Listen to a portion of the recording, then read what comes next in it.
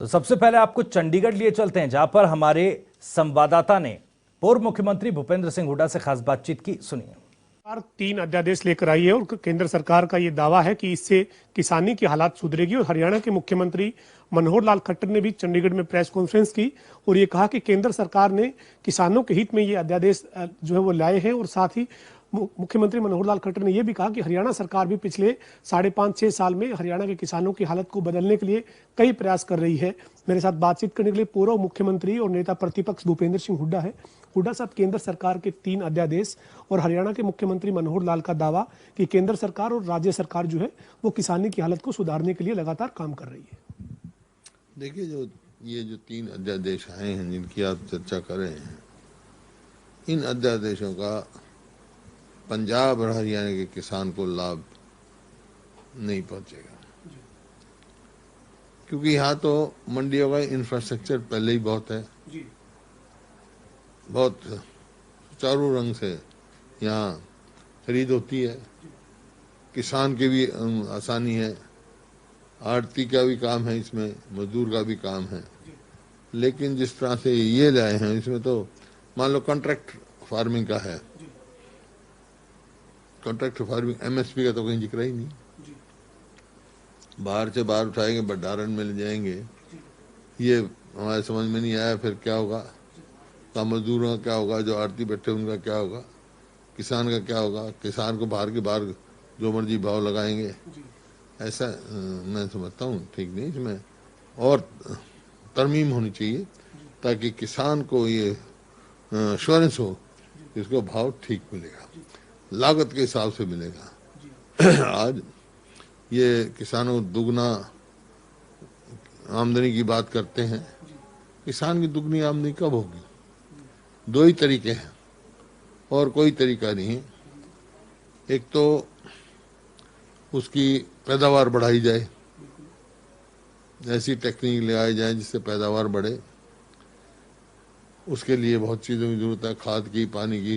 अभी तो अच्छा बीज हो, अच्छे पेस्टिसाइड्स हो।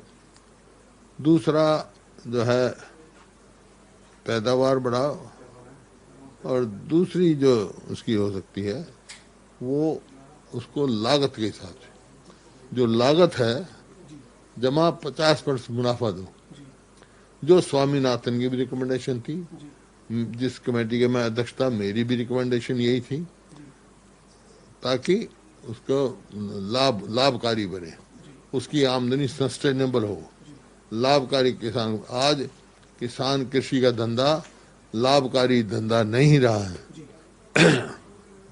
आप स्वयं देख रहे हैं, जब एमएसपी बढ़ाते हैं तो 29 पैसे प्रति किलो, और जब डीजल बढ़ाते हैं तो किस भाव? आज किस साथ है? आज इंश्योरेंस का जो है, कॉटन इंश्योरेंस की प्रीमियम विड्रॉ कर ली, जो प्रधानमंत्री बीमा योजना है उसका आप देखें किसको लाभ हुआ है। बड़ी बड़ी कंपनियों को है, किसान को तो हुआ नहीं। किसान को तो मार तो पड़ती है।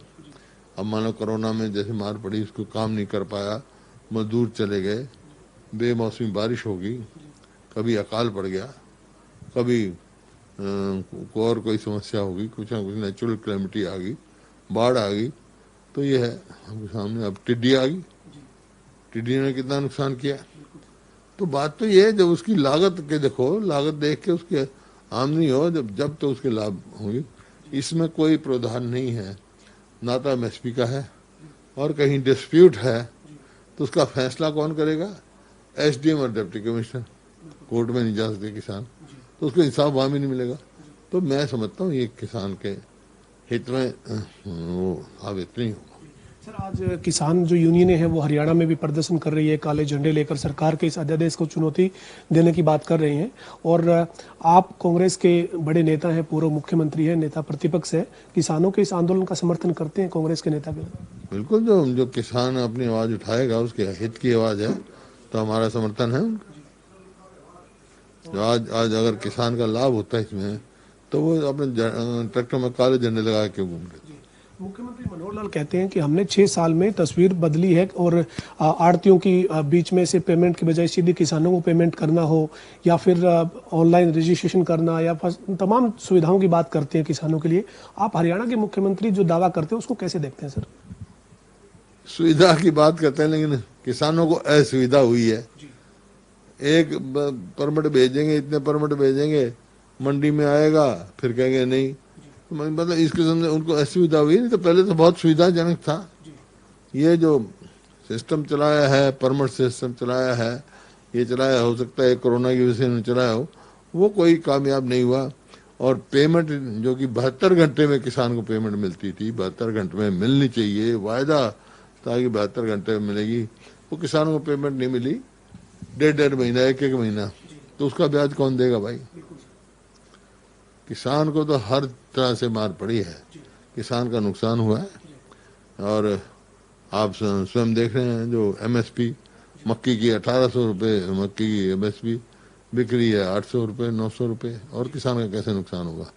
डीजल का भाव बढ़ गया, अंतर्राष्ट्रीय बाजार में डीजल सस्ता और यहाँ महंगा, पेस्टिसाइड्स बढ़ गई। हमारे टाइम में न खाद पे टैक्स था, न पेस्टिसाइड्स पे था, न ट्रैक्टर पार्ट्स पे था, उस पर टैक्स लग के उनकी कीमत बढ़ गई। डीजल पे जो वेट था 9.24 था, आज 17 को पार कर गया। 1 रुपया जो है वो कोरोना टैक्स लगा दिया। तो इस प्रकार से लागत तो बढ़ती जा रही है किसान की, आमदनी घटती जा रही है, तो कैसे दुगनी आमदनी होगी, ये समझ से बाहर है भाई। हुड्डा साहब, इसके साथ ही गठबंधन की प्रदेश में सरकार है और तमाम जो है वो दावे सरकार कर रही है, लेकिन प्रदेश में गठबंधन की सरकार के कार्यकाल जो अब तक का है 8-9 महीने का कार्यकाल, इसको आप कैसे देखते हैं? खासतौर पर कानून व्यवस्था हरियाणा में किस जगह पर आप आंकते हैं? कानून व्यवस्था नाम की तो कोई चीज़ प्रदेश में है ही नहीं।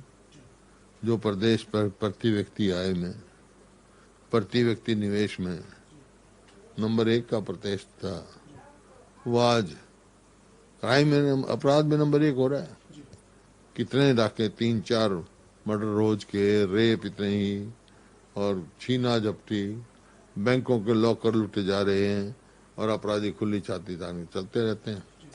मैं यहाँ तक कि जो पुलिसकर्मी हैं जिनकी जिम्मेवारी है उनका भी कत्ल हो रहे हैं, और जो जन प्रतिनिधि हैं उनके ऊपर भी वार हो रहा है। तो ऐसा है, लगता है कि हरियाणा में सरकार नाम की कोई चीज़ है, कानून व्यवस्था कुछ है ही नहीं। यानी अपराधियों को सरकार का या पुलिस का जो डर या खौफ होना चाहिए वो खत्म हो गया। खौफ खत्म ही है जब फ्री फॉर ऑल हो रहा है, जब ऐसा लगता है सरकार है ही नहीं, सरकार नाम की चीज़ नहीं है। सर, बड़ौदा उपचुनाव को लेकर सरगर्मियां प्रदेश में तेज, हालांकि भारत के चुनाव आयोग को तारीख तय करनी है, लेकिन राजनीतिक तौर पर गतिविधियां तेज हैं। बीजेपी के नेता बड़ौदा उपचुनाव को लेकर लगातार बड़ौदा क्षेत्र में जा रहे हैं। बीजेपी के एक नेता जो है वो वहां पर गए और उन्होंने कहा कि हुड्डा साहब का जब सरकार थी तो जो कर्ज लिया जाता था उस वक्त भी गलत तरीके से कर्ज लेने वालों पर गलत नजर रहती थी, या इस तरीके का बयान है। इस तरह की बयानबाजी को आप कैसे देखते हैं? पता नहीं किसकी बयानबाजी, बिना आधार के, बगैर सोच समझे जिम्मेवार पद पर किसी किस्म के बयानबाजी करें, उन्हीं का नुकसान होगा ऐसी बातें कहने।